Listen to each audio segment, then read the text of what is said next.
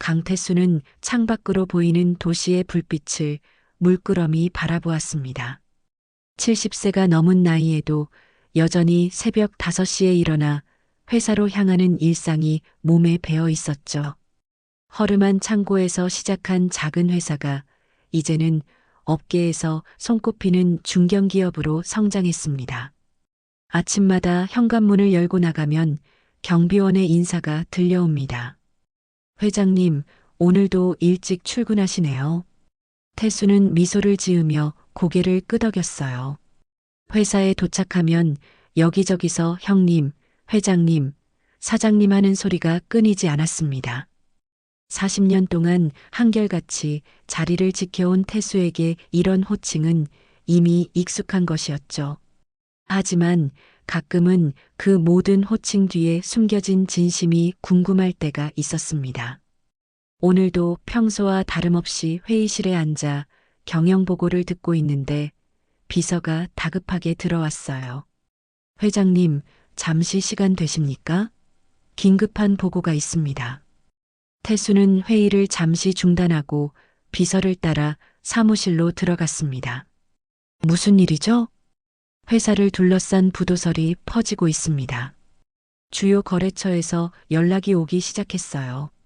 태수는 잠시 생각에 잠겼어요. 사실 이 회사는 한 번도 부도 위기를 겪은 적이 없었습니다. 오히려 지금은 비밀리에 해외 대기업과 대형 계약을 추진하고 있는 상황이었죠. 해명은 하지 마세요. 그냥 지켜봅시다.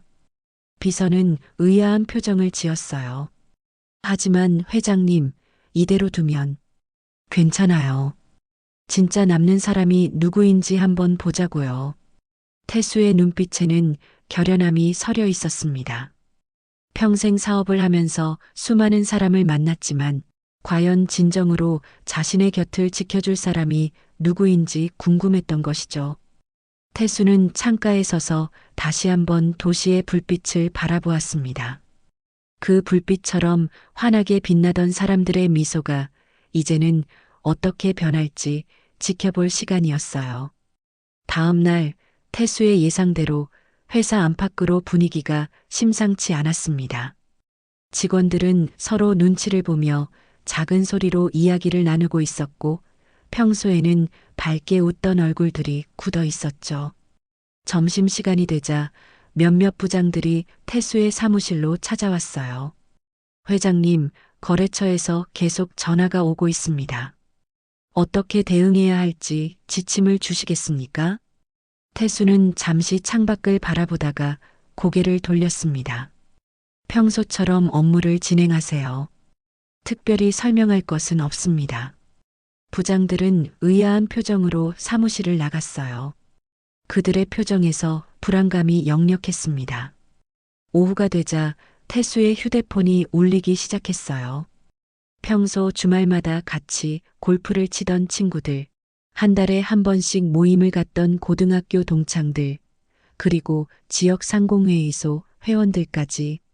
하지만 태수는 그 전화들을 모두 받지 않았죠. 저녁이 되어 사무실에 홀로 남은 태수는 책상 위에 놓인 가족 사진을 바라보았습니다. 아내는 5년 전에 세상을 떠났고 두 아들은 모두 해외에서 살고 있었어요. 가족회사였지만 정작 가족은 곁에 없었죠. 태수는 한숨을 내쉬며 서랍에서 오래된 주소록을 꺼냈습니다. 그날 밤 태수는 평소 즐겨가던 술집에 앉아 있었어요. 흔들리는 소주잔을 바라보며 지난 날을 생각했습니다. 처음 사업을 시작했을 때 돈도 없고 배경도 없었지만 열정 하나로 버텨왔던 시절. 그때는 오히려 지금보다 더 행복했던 것 같았어요. 태수 형, 여기 있었네요. 고개를 들어보니 평소 자주 만나던 후배 사업가 정민수가 서 있었습니다. 앉아 한잔하지. 죄송합니다만 오늘은 급한 약속이 있어서요. 그런데 형, 회사가 좀 어렵다면서요? 태수는 쓴웃음만 지었어요. 뭐 그런가 보지. 제가 도울 일 있으면 말씀하세요. 그럼 먼저 가보겠습니다. 태수는 그의 뒷모습을 바라보았습니다.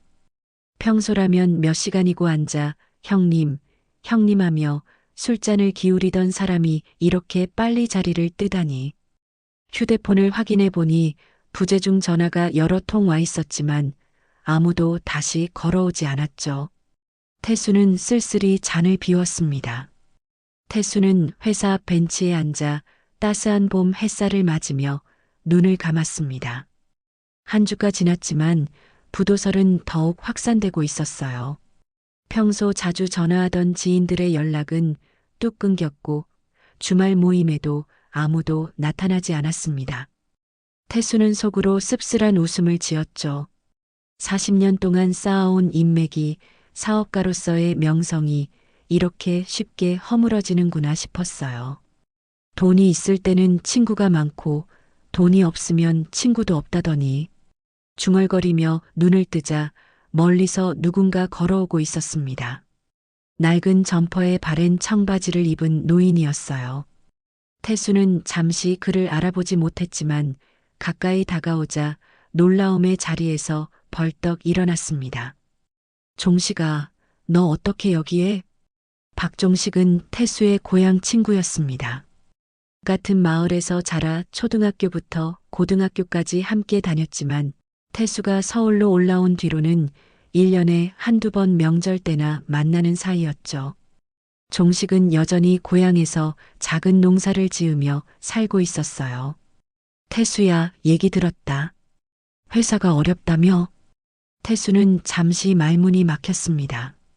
종식이 어떻게 이 소식을 들었는지 의아했지만 친구의 얼굴에 걱정이 가득한 것을 보니 마음이 복잡했어요. 그게 뭐? 태수가 말을 얼버무리자 종식은 낡은 가방에서 봉투 하나를 꺼냈습니다. 큰 도움은 못 돼도. 태수는 종식이 내민 봉투를 바라보았어요. 종식의 손은 거칠고 굳은 살이 배어 있었습니다. 평생 농사일을 하며 살아온 손이었죠. 이게 뭐야? 이거라도. 미안하다. 나도 넉넉지 못해서. 태수가 봉투를 열어보니 손때 묻은 현금 30만 원이 들어 있었습니다. 꼬깃꼬깃 접힌 지폐들이 봉투를 채우고 있었어요. 태수의 눈시울이 뜨거워졌습니다. 평소 수억, 수십억을 오가는 계약서에 서명하던 손으로 이 작은 봉투를 들자 이상하게도 무거움이 느껴졌어요. 바보 같은 놈. 태수는 아무 말도 하지 못하고 그저 봉투를 바라보며 눈물만 흘렸습니다. 종식도 말없이 태수의 옆에 앉았어요. 두 노인은 한참을 그렇게 앉아 있었죠. 사무실로 돌아온 태수는 종식의 봉투를 책상 위에 올려놓고 한참을 바라보았습니다.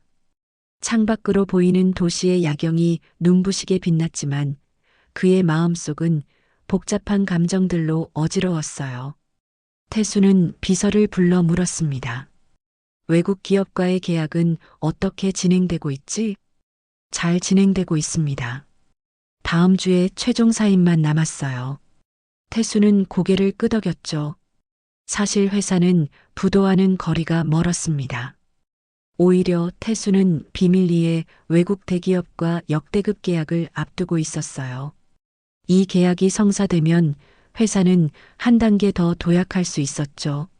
하지만 계약의 민감성 때문에 정보를 철저히 관리하고 있었고 그 과정에서 부도설이 돌기 시작한 것이었습니다. 회장님, 부도설 때문에 직원들이 많이 불안해하고 있습니다. 설명을 해주셔야 하지 않을까요? 태수는 잠시 생각에 잠겼다가 대답했어요. 아직은 때가 아니야. 조금만 더 지켜보자고. 다음 날 아침, 태수는 평소보다 일찍 회사에 도착했습니다. 사무실 창문으로 떠오르는 해를 바라보며 깊은 생각에 잠겼어요. 어제 종식이 건넨 봉투의 무게가 아직도 손에 느껴지는 듯했죠. 태수는 서랍에서 종식과 함께 찍은 오래된 사진 한 장을 꺼냈습니다. 고등학교 졸업식 날 두 사람은 환하게 웃고 있었어요. 세월이 참 빠르구나. 태수의 생각은 과거로 돌아갔습니다. 가난했지만 꿈이 있었던 그 시절, 종식은 늘 태수의 곁에서 응원해 주었죠. 태수가 서울로 올라와 사업을 시작했을 때도 종식은 자신의 적은 저축을 보태주며 꼭 성공할 거야라고 말해 주었어요. 그리고 지금 40년이 지난 후에도 변함없이 자신의 곁을 지켜주고 있었습니다. 태수의 휴대폰이 울렸어요. 평소 자주 어울리던 지인 중 한 명이었습니다. 회장님, 죄송합니다. 지난번 약속을 못 지켜서요. 오늘 시간 되시면 점심이라도 같이 할까요? 태수는 쓴웃음을 지었습니다. 부도설이 거짓일지도 모른다는 소문이 퍼지기 시작한 모양이었죠. 미안하네. 오늘은 약속이 있어서. 전화를 끊은 태수는 결심한 듯 봉투를 들고 일어났습니다. 비서에게 말했어요. 오늘 일정은 모두 취소해. 개인적인 일이 있어. 태수는 운전석에 앉아 깊은 숨을 내쉬었습니다. 그리고 고향으로 향하는 길에 올랐어요. 고향으로 가는 길은 생각보다 오랜 시간이 걸렸습니다. 태수는 창밖으로 펼쳐지는 풍경을 바라보며 지난 날을 회상했어요. 서울에서의 바쁜 일상 속에서 잊고 살았던 고향의 모습이 점점 더 선명하게 다가왔죠. 작은 시골 마을에 도착하자 낯익은 풍경들이 태수를 반겼습니다. 어릴 적 뛰어놀던 들판, 학교 가는 길에 지나치던 작은 가게들, 그리고 종식의 집. 태수는 종식의 집 앞에 차를 세웠어요. 조그마한 시골집 마당에는 갓 수확한 채소들이 널려 있었습니다. 대문을 열자 종식이 놀란 표정으로 마당에 서 있었죠. 태수야, 웬일이야? 갑자기. 태수는 미소를 지으며 종식의 어깨를 두드렸습니다. 친구 보러 왔지. 어제는 내가 나를 찾아왔으니 오늘은 내가 널 찾아온 거야. 두 사람은 마당의 평상에 앉았어요. 종식은 시골에서 직접 담근 동동주를 꺼내왔습니다. 예전처럼 두 사람은 술잔을 기울이며 이야기를 나누었죠. 종식아, 사실 우리 회사는 부도 위기가 아니야. 태수의 말에 종식은 놀란 표정을 지었어요. 그게 무슨 소리야? 비밀 계약을 진행하고 있어서 정보를 통제하는 과정에서 소문이 난 거야. 실은 이번 주에 외국 기업과 대형 계약을 체결할 예정이야. 종식의 얼굴에 안도의 표정이 스쳤습니다. 다행이구나. 난 정말 걱정했어. 태수는 종식의 손을 꼭 잡았어요. 그때 준 봉투. 나한테 세상에서 제일 무거운 선물이었어, 종식아. 태수의 눈에 눈물이 맺혔습니다. 오랜 세월 동안 사업을 하면서 숱한 사람들을 만났지만 진정으로 자신의 곁을 지켜준 사람은 이 소박한 친구뿐이었죠. 내가 준 돈은 어디 쓰지 말고 그냥 갖고 있어. 내가 어려울 때 써. 종식의 말에 태수는 고개를 저었어요. 아니, 그 돈은 세상에서 가장 소중한 돈이야. 난 평생 그 봉투를 간직할 거야. 밤이 깊어갔지만 두 노인의 이야기는 끝나지 않았습니다. 인생의 기쁨과 슬픔, 성공과 실패를 함께 나누며 밤을 지새웠죠. 태수는 오랜만에 진정한 편안함을 느꼈습니다. 재산과 명예가 아닌 진심 어린 우정이 주는 따뜻함이었어요. 서울로 돌아온 태수는 회사 일에 더욱 집중했습니다. 다음 날 마침내 외국 대기업과의 계약 체결식이 열렸어요. 회의실에는 긴장된 분위기가 감돌았지만 태수의 얼굴에는 자신감이 넘쳤죠. 수개월간 준비해온 계약이 마침내 성사되는 순간이었습니다. 축하합니다, 강 회장님. 이번 계약으로 양사가 함께 성장하길 바랍니다. 외국 기업 대표와 악수를 나누는 태수의 얼굴에는 감회가 서려 있었어요.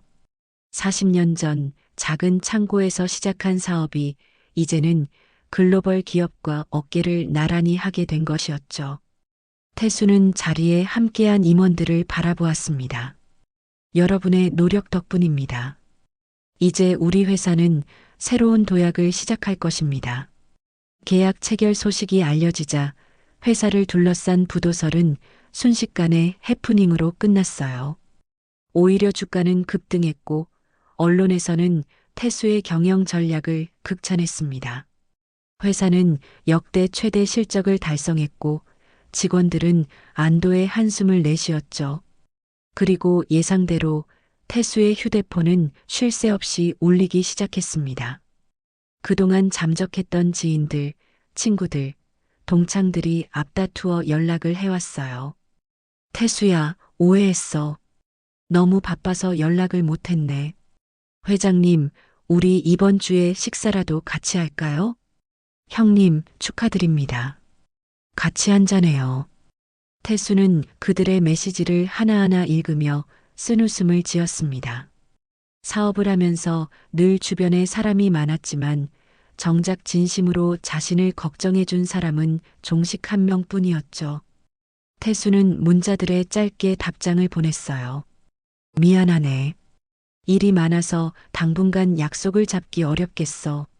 사무실로 찾아온 옛 친구에게는 더 단호했습니다. 밥은 너네가 아니라 종식이랑만 먹어야겠어. 태수의 단호함에 친구는 어색한 웃음을 지었지만 태수의 마음은 확고했어요.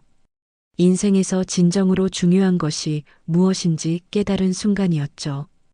태수는 책상 서랍에서 종식의 봉투를 꺼내 바라보았습니다. 그 안에 든 30만 원보다 더 값진 것은 없었어요. 태수는 비서를 불러 지시했습니다. 내일 일정을 비워줘. 중요한 일이 있어. 비서가 물러간 뒤 태수는 오랫동안 생각에 잠겼어요. 성공과 부 그리고 명예.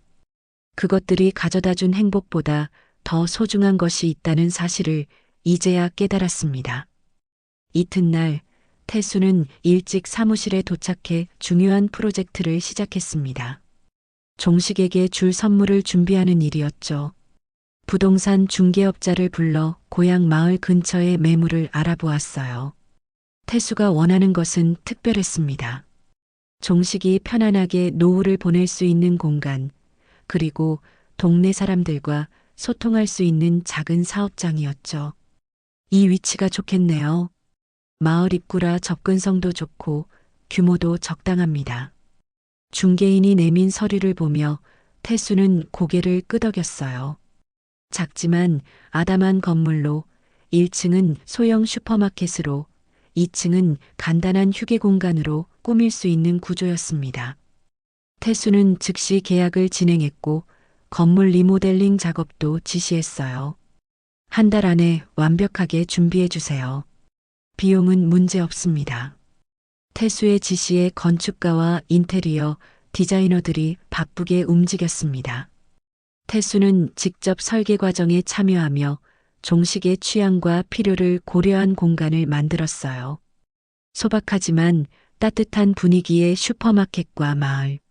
사람들이 모여 이야기를 나눌 수 있는 아늑한 휴게 공간이 완성되어 갔죠. 한 달 후 모든 준비가 끝났습니다. 태수는 다시 고향으로 향했어요. 이번에는 특별한 선물을 들고서 종식의 집에 도착하자 종식은 마당에서 채소를 다듬고 있었습니다. 태수야, 또 왔네. 갑자기 무슨 일이야? 태수는 웃으며 종식의 손을 잡았어요. 종식아, 나랑 잠깐 같이 가야 할 곳이 있어. 의아해하는 종식을 데리고 태수는 차를 몰아 마을 입구로 향했습니다. 리모델링이 끝난 건물 앞에 차를 세우고 종식에게 물었어요. 이 건물 어때? 마음에 들어? 종식은 갑작스러운 질문에 고개를 갸웃했습니다. 괜찮네. 새로 지은 건가? 마을에 이런 건물이 생기면 좋겠다고 생각했는데. 태수는 웃으며 주머니에서 열쇠를 꺼내 종식에게 건넸어요. 이제부터 이 건물은 내 거야. 종식의 눈이 커졌습니다. 태수의 말을 이해하지 못한 듯 어리둥절한 표정이었죠. 무슨 소리야? 그때 준 봉투. 나한테 세상에서 제일 무거운 선물이었어. 이제는 내가 동네 사람들한테 밥 좀 사줘야지. 태수는 종식의 어깨를 감싸 안으며 건물 안으로 들어갔습니다. 깔끔하게 꾸며진 슈퍼마켓과 2층의 휴게 공간을 보며 종식은 말을 잇지 못했어요. 마침내 입을 열었을 때 종식의 목소리는 떨리고 있었습니다. 아, 나 돈 받으려고 그런 거 아니야. 태수는 웃으며 대답했어요. 나도 돈 주려고 그런 거 아니야. 두 노인의 눈에는 뜨거운 눈물이 고였습니다. 오랜 우정이 만들어낸 감동적인 순간이었죠. 세월은 흘러 계절이 바뀌었습니다. 태수의 회사는 외국 기업과의 계약 이후 더욱 탄탄하게 성장했고, 이제는 업계를 대표하는 기업으로 자리매김했어요. 하지만 태수에게 가장 소중한 시간은 고향을 방문하는 날이었죠. 한 달에 2번, 태수는 모든 일정을 비우고 종식을 만나러 갔습니다. 마을 입구의 작은 슈퍼마켓은 이제 동네의 명소가 되었어요. 종식이네라는 이름의 그곳은 단순한 가게가 아니라 마을 사람들의 사랑방이 되었죠. 2층 휴게 공간에서는 늘 웃음소리가 끊이지 않았어요. 종식은 가게를 운영하며 새로운 활력을 찾았고 마을 사람들에게 베푸는 삶의 기쁨을 알게 되었습니다. 오늘도 태수는 종식의 가게에 도착했어요. 가게 앞에 차를 세우자 종식이 환한 미소로 마중 나왔습니다. 왔구나. 오늘은 특별한 음식을 준비했어. 두 노인은 2층 휴게 공간의 작은 테라스로 올라갔어요. 그곳에서는 마을의 전경이 한눈에 내려다 보였습니다. 종식은 직접 담근 막걸리와 정성껏 준비한 안주를 내왔어요. 이번에는 내가 대접하는 거야. 거절 못해. 태수는 웃으며 고개를 끄덕였습니다. 두 사람은 막걸리 잔을 부딪히며 건배했어요. 석양이 마을을 붉게 물들이는 풍경이 아름다웠습니다. 종식아, 요즘 어때? 가게 운영하는 거 힘들지 않아? 종식은 환하게 웃었어요. 처음에는 어려웠지만 이제는 재밌어. 마을 사람들이 많이 도와주고 젊은 친구들도 자주 찾아와. 내가 이렇게 늙어서 새 일을 배울 줄 몰랐네. 태수는 종식의 밝아진 모습을 보며 가슴이 따뜻해졌습니다. 은퇴 후의 삶을 걱정했던 친구에게 새로운 활력을 선물할 수 있어 기뻤어요. 태수야, 솔직히 말해봐. 왜 그랬어? 그렇게 큰 선물을. 태수는 잠시 생각에 잠겼다가 진심을 담아 대답했어요. 이제는 내가 아플 때 전화할 사람은 너 하나면 돼. 두 노인의 눈에는 깊은 우정이 담겨 있었습니다. 세월이 흘러도 변치 않는 우정. 그것이야말로 인생에서 가장 소중한 재산이었죠. 마을에 어둠이 내리고 별들이 하나둘 빛나기 시작했습니다. 테라스에 앉은 두 노인은 별을 보며 옛 추억을 나누었어요.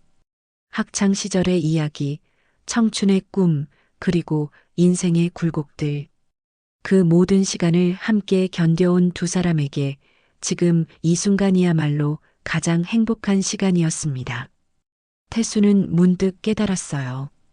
돈과 성공이 주는 행복은 일시적이지만 진정한 우정이 주는 행복은 영원하다는 것을. 종식의 30만 원이 담긴 봉투는 태수에게 세상에서 가장 무거운 선물이었습니다. 숫자의 크기가 아니라 그 안에 담긴 진심의 무게 때문이었죠. 두 노인의 웃음소리가 밤하늘에 울려 퍼졌습니다. 그것은 인생이라는 긴 여정 속에서 발견한 진정한 행복의 소리였어요.